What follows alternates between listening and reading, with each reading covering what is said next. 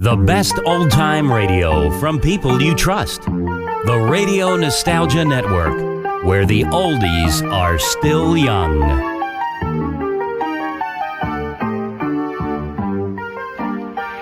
It's a foggy night, a perfect night for a mystery. Tonight, Mystery Theater presents mystery thriller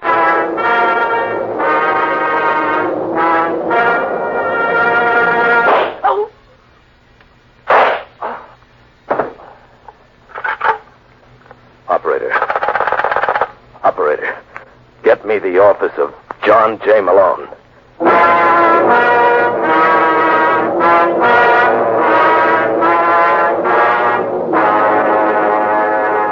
Murder and Mr. Malone. You've read about John J. Malone in Craig Rice's best-selling mystery novel. You've seen him in her hit motion pictures. Now, for the first time, you can enjoy his baffling stories over the air to the adventures of fiction's most famous criminal lawyer in Murder and Mr. Malone.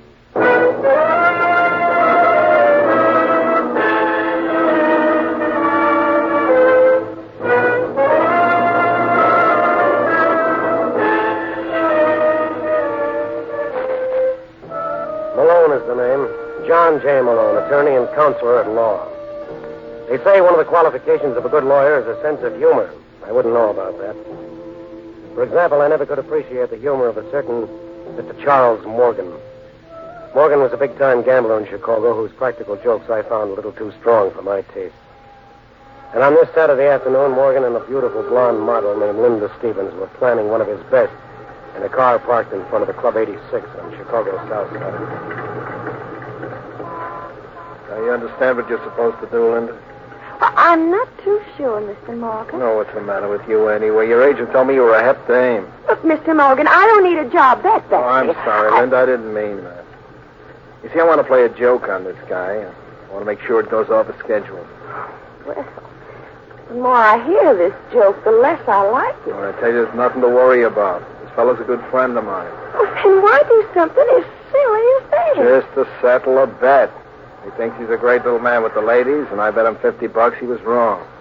But, Mr. Morgan, you promised me $100 for this job. How can you possibly win? You don't understand. It's not the money. It's the principle of the thing. Just want to make a sucker out of Davis. Davis?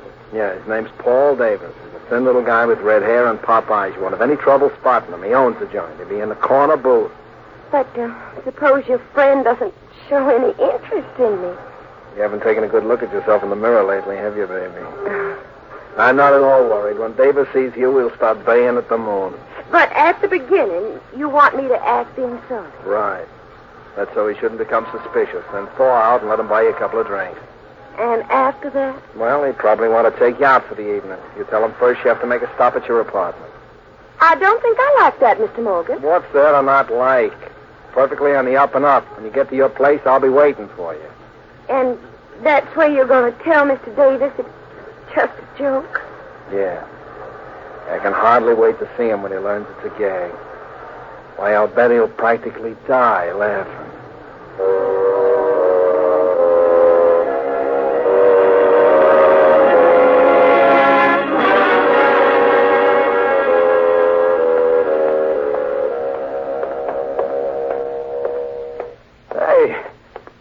Anyway, Linda? Oh, it's just the next floor, Mr. Davis. Oh, cut it out. You promised you were going to call me Paul. I'm sorry. Paul, do you know a man named... A man named who? Oh, forget it. You know, I don't get you, Linda. When I first saw you in the club, I immediately said to myself, there's a dame with class. I was surprised when you gave me a thumb up. Well, I don't often do things like that. It was an impulse, huh? Uh-huh. Yeah, I understand. I get them all the time. Huh? Where do we go now? Oh, it's this apartment right here. Oh, hey, let me help you. No, it's all right, thanks. I can manage. Well, come in. Thanks. Hey, nice layout you got here, Linda.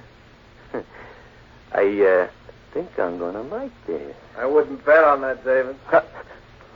Morgan. Oh, then you do know each other. You dirty little double-crosser. Oh, no. He told me it was a joke. Well, the joke's over now, honey, so you can beat it. Now, see here, Mr. I Morgan. said beat it. If you're a smart girl, you keep your trap closed. Now, go on. Listen, Morgan. Shut up. I don't want any conversation with you, Davis. Just want my dough. What dough? Don't welsh. 60 grand, you owe me. Oh, that. What'd you think I was talking about? Well, you see, I'm kind of low, Morgan. I've been running in tough luck lately. From now on, it's going to get worse. You know, all the boys are laughing at me for letting you hang me up. Man in my position can't afford that, Davis. Might give other people ideas. Look, Morgan, suppose I pay you a little at a time. What do you call a little? I can give you 10 grand now, and the balance... Keep your hands down. I was just going to get my wallet. You got that dough on you? Oh, yeah. Okay, let's have it. Oh, sure. I was going to give it to you all the time. All right, Morgan, get him up. Put away that gun, Davis. Heck, your age. Well, Mr. Morgan, who's the joke on now? I guess it's me.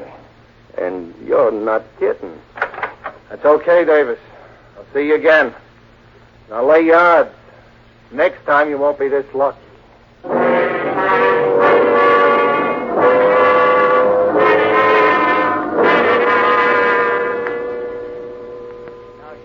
Mr. Lyons, because you'll enjoy it. After Morgan goes to all that trouble, Davis pulls a gun on him and leaves him with his tongue hanging out. That's very amusing, Hudson. What happened after that? Oh, Morgan started looking for him again. What do you think will happen if he finds him this time? The same thing, Mr. Lyons. You don't believe Morgan will kill him? Morgan's all talk. You think so? I know so. I wouldn't last this long as a private dick if I wasn't a good judge of character. Take it from me, Mr. Lyons. It's all a bluff. That's too bad, Hudson. It would be worth a lot of money to me if it weren't. Oh? How much is a lot of money? What's the difference? You're not interested. Try me. $2,500. You're right. At that price, I'm not interested. It isn't worth more. Everybody knows that Morgan has threatened Davis. You're on absolutely no risk. What have you got against Davis, anyway? That is none of your business. Either you want the job or you don't. Well, as long as you put it on that basis, Mr. Lyons, let me take it over.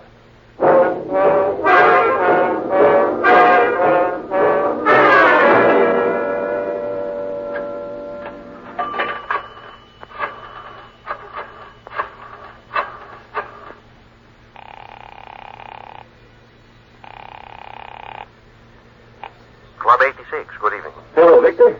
This is Mr. Davis. Oh, yes, Mr. Davis. I'm in a phone booth at the corner of State and 46th. Anybody been around the joint asking for me? Several gentlemen. What'd you tell them? That I hadn't heard from you all day. Oh, good. Is Norma there? Who? My wife. No, Mrs. Davis has not been in all evening. Well, when she gets there, tell her that... Hey, cut that out. What's the trouble, Mr. Davis?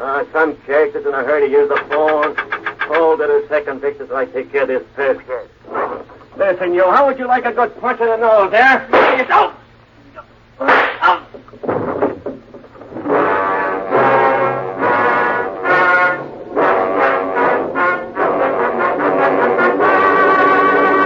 You are listening to Murder and Mr. Malone.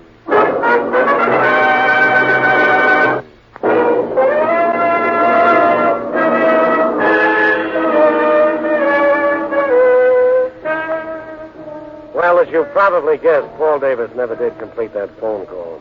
35 minutes later, he was on a slab in the morgue, and the cops in Chicago were out looking for Charles Morgan. But apparently they weren't looking in the right places, for when I came home that afternoon, I found my door unlocked. No sooner had I opened it than I was challenged with... That's you, Malone? What the devil? Shut the door. Now listen, Morgan. Shut it. Just keep your hands right where they are. What are you doing here? I'm hot.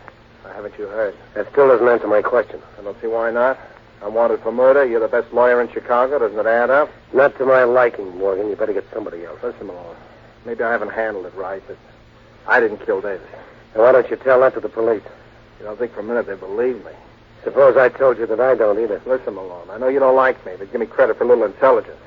If I was going to knock off Davis, would I shoot my mouth off all over town? So? I tell you I didn't kill him. And who did? I have no idea. Okay, Morgan, I'll see what I can do for you. But first, I want you to surrender to the cops. Oh, no. And it's no deal. Now, wait a minute, Malone. I'll make you a proposition. I'm not interested. Oh, for Pete's sake, give me a chance, will you? Thought a man is presumed innocent till he's found guilty. You lawyers just say that because it sounds good. Well, we have... I'm convinced with any luck you can clean this up in a couple of hours. If you haven't by then, I'll give myself up. What'll you do in the meantime? Stay right here. Now, what's to prevent me from walking out and calling the police? Nothing. Oh, you, just trust me, huh? That's right. Now, this is against my better judgment, Morgan. But you got yourself a lawyer.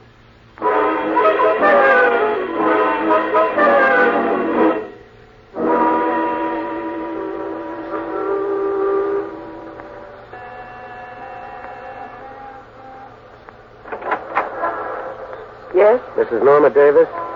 that's right. My name is John J. Malone. I'm sorry to bother you at a time like this, but I'd like to ask you some questions about your husband. I've told the police everything I know. I'm working on a different angle. Come in. Thank you. Now, what is it you want to know? Have you any ideas who might have killed your husband? Yes. Charles Morgan. I mean, besides Morgan. No, Paul didn't have an enemy in the world. Well, you know, that's not true, Mrs. Davis. Your husband wasn't exactly the most popular citizen in Chicago. How dare you say that to Well, me? I I only won't met- have you talk that way about him. I'm tired of these insinuations. What do you know of the kind of man Paul was? I'm sorry. Oh, you're sorry. Go on and get out. Mrs. Davis, I don't want to I- hear any more about it. Leave me alone. Permit me to congratulate you, Norma. That was a marvelous performance. Thank you, Raymond. You think I convinced Mr. Malone that I was a heartbroken widow? How could you help it when you practically convinced me? Come here, darling. Let me console you.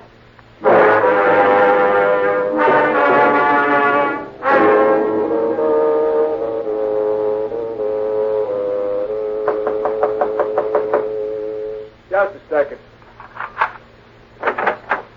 Yeah? I'm looking for a guy named Hudson. Well, look no further, Mr. Morgan. You Hudson? That's right.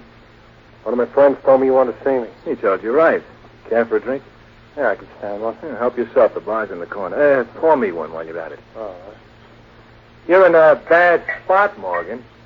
You bring me up here to tell me that? Yeah. You see, I know who killed Paul Davis. What? You heard me. That one mine? Yeah. How you fix for cash? What do you mean? I got a lot of information to sell, and it's going to the highest bidder. You mean you can clear me? I'm not doing any more talking until I see the color of your dough. How do I know you got merchandise? Oh, I'll give you a sample. Did you know that Davis's wife was two-timing him? What's wrong? That's all you get for free. But you can use that kind of stuff, can't you? Listen, Hudson, I want you to talk to Malone. Who? John Jay. He's representing me. Are you kidding? No. You talk to him? Oh, sure. Ovide and I can make a buck. Don't worry. I'll take care of you. Now, I'm going back to Malone's apartment. I want you to call him there in about 45 minutes. You tell him what you told me about Mrs. Davis. Oh, no good, no good. Get the dough up first. Now, look, Hudson, I only got $1,000 on me. I'll give you another $4 the next time I see you. Okay, Morgan. You got yourself a deal.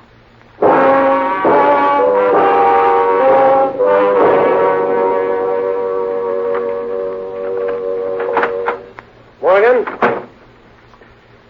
Morgan! Oh, great. Yes, sir? Vincent, this is Mr. Malone. There was a man waiting in my apartment. By any chance, never mind.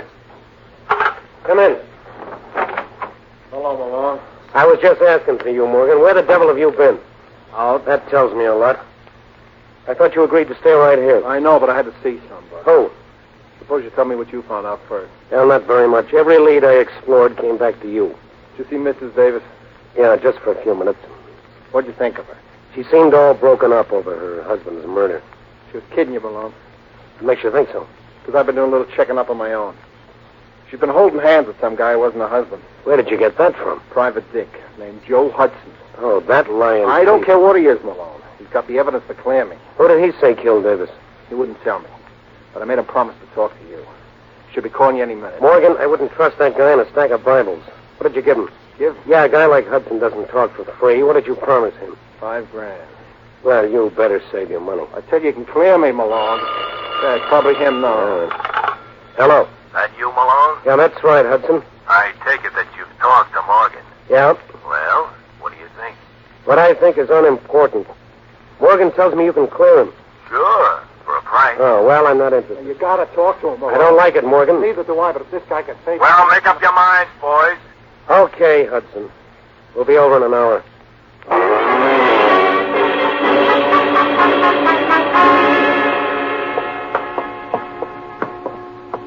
484. It must be down the hall. No, here it is. I want you to let me handle Hudson, Morgan, and keep your mouth shut. You're the doctor. What's keeping him? I don't know. Maybe went out, huh? Oh, I doubt that. How can you tell? Take a peek at that keyhole. Can't see a thing. Yeah, because the key's still in the lock. That means Hudson's got to be in there. Hey, Hudson, open up! Hudson! All right, Morgan, give me a hand. What are you going to do? Break it down. Shouldn't take too much effort either. Let's go. One more should do it. Heave. Hudson! Hudson! Where the devil is that light switch? Oh, there's somewhere around the door. Watch yourself, Morgan. Wait till I strike a match. I got it. There we are. Malone! Yeah. Is he dead? He's either that or asleep. And with that knife in his back, what do you think?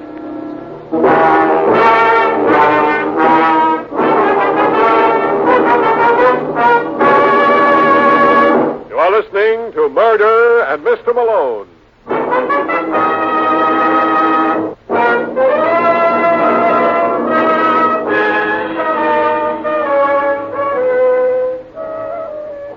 20 minutes after we found the body of Joe Hudson, Lieutenant McGraw of Cook County Homicide arrived. You should have seen his face light up when he spied Morgan.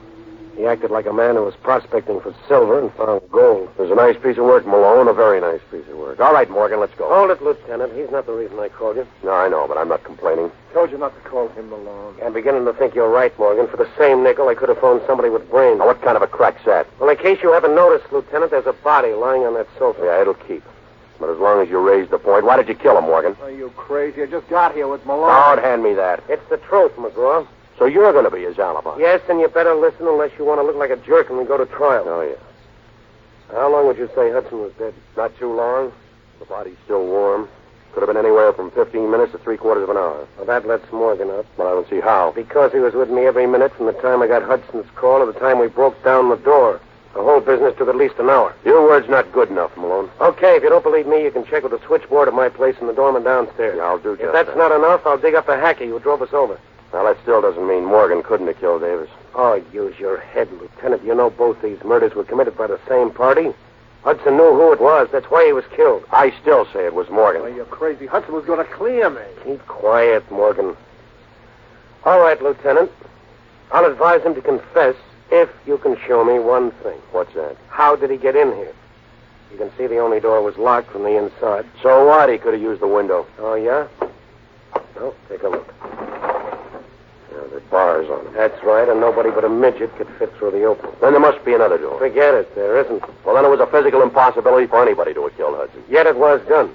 How? I can't tell you, but maybe I can take you to the little lady who can.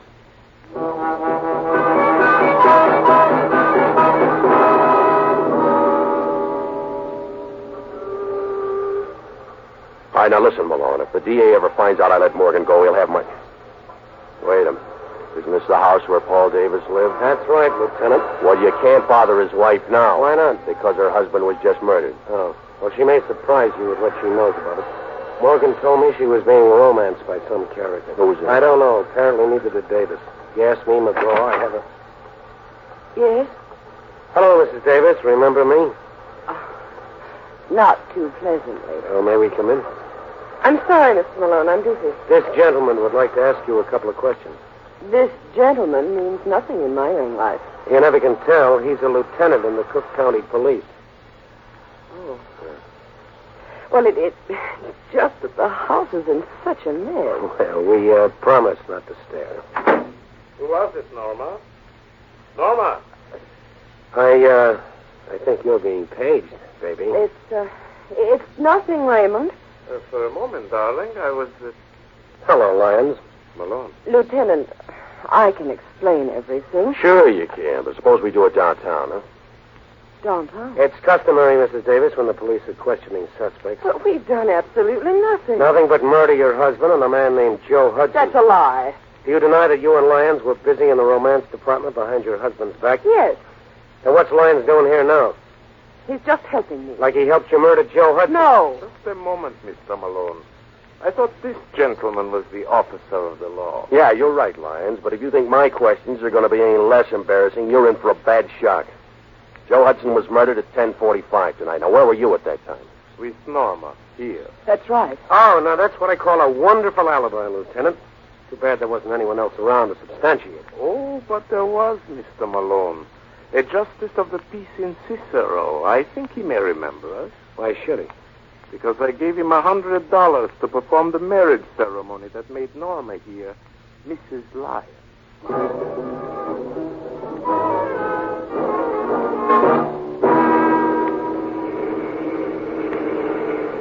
It doesn't make sense, McGraw. Hey, you watch where you're driving. I tell you, there's something screwy about that marriage. You saw the license. Doesn't it strike you as strange that within 12 hours after her husband is murdered, Mrs. Davis marries another man? Of course it does, but there's no law against it. As an attorney, you ought to know that better than anybody else. Yeah, but an alibi like that must have a hole in it. Yeah, well, you show me where. And after you do that, show me how either Mrs. Davis or Lyons could have murdered Hudson. If it was a physical impossibility for Morgan to kill him, it applies to them, too. Hold everything. Oh, what a chump I've been. Yeah, well, they say confession's good for the soul. I tell you, I got the answer to all of it, Lieutenant. On the level, Malone? Yeah, I know who killed Hudson. And with the help of Morgan, I'm going to prove it.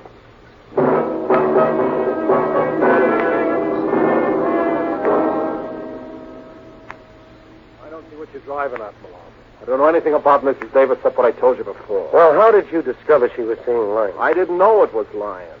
All Hudson told me was with some man. How well did you know Hudson? I met him for the first time today. He got in touch with one of my friends and said he wanted to see me. Oh, well, that puts us right back where we started. Oh, look, why don't we drop the whole business, Malone? Yeah, you'd like that, wouldn't you? Sure. Cops know now I couldn't have killed Hudson. That's where you're wrong, Morgan. You mean they still... No. But I do. What are you babbling about? I know how you managed it. Do you? Yeah, it was pretty clever. I can't blame myself for not seeing it sooner. No wonder you insisted I go and see Hudson. Still waiting to hear you explain how I killed him. I'm saving that for the cops. Don't kid yourself, Malone. You've done all the talking you're going to. Oh, put away that gun, Morgan. You don't think I'd be fool enough to come up here alone? Funny, I don't see anybody around. You're not looking in the right place. What? Get down, Malone.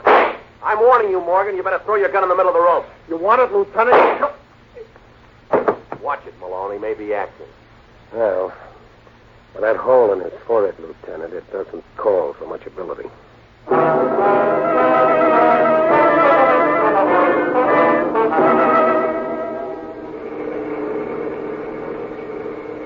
You can drop me off at the corner, Lieutenant. Well, it's Ben Grant. Hold it just a minute, Malone. Aren't you forgetting something? I got a report to make. Well, who's stopping? You are. Well, you know that Morgan killed Davis. Oh, sure. I was the first one to say so. Yeah. You should have stuck to your guns. Well, when you tossed in all that razzle-dazzle about Hudson's murder, you kind of threw me. So. Don't feel too badly, Lieutenant. I was right with you. Of course, I'm reconstructing now, but this is what must have happened. Lyons tried to hire Hudson to bump Davis. Hudson said he'd think it over. When Davis was killed, Hudson knew immediately that if he didn't do it, Morgan must have. Well, I don't see how that follows. It could have been Lyons. Oh, no. If Lyons were willing to do the job, why did he approach Hudson in the first place? Oh, no. It had to be Morgan. When Hudson realized that, he tried to shake down Morgan. He even told Morgan if the price were right, he might be induced to frame Davis's wife. So Morgan played along with him. Asked him to get in touch with me. Mm-hmm. Now we're coming to the part I want to hear. Well, when Morgan went to meet Hudson, he knew it would be the first of many such meetings unless he took steps. So he slipped a Mickey into Hudson's drink. Well, Why didn't he kill him then and there and be done with it, huh? Well, because he needed an alibi. And I was it. No, well, I don't get it. It's pretty simple. He needed someone with him while he murdered Hudson. What? Yeah. Remember you said it was a physical impossibility for anyone to get into that room and kill Hudson before Morgan and I broke down the door? Yeah, I remember that. Well, you hit the nail right on the head. It was a physical impossibility. So that means Hudson was killed while I was in the room. All right. Now, let me get this straight, Malone. You mean while you were hunting for that light switch? Morgan was hunting for a place to plant his knife. Wasn't he taking quite a chance there? How? Hudson was drugged. He couldn't make an outcry. A knife doesn't make any noise at all. Yeah. Well, that'll learn you. Now, the next time I say something, you'll listen. I told you Morgan was the killer all along, didn't I? Yeah, well, you'll have to forgive me, Lieutenant. I've been hearing so many radio shows, I forgot it wasn't unconstitutional for a cop to be right. Let's hope this establishes some sort of a precedent.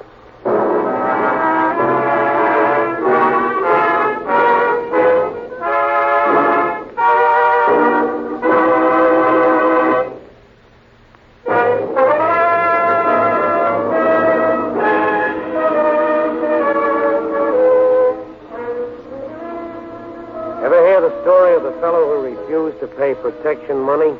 He believed in freedom of enterprise.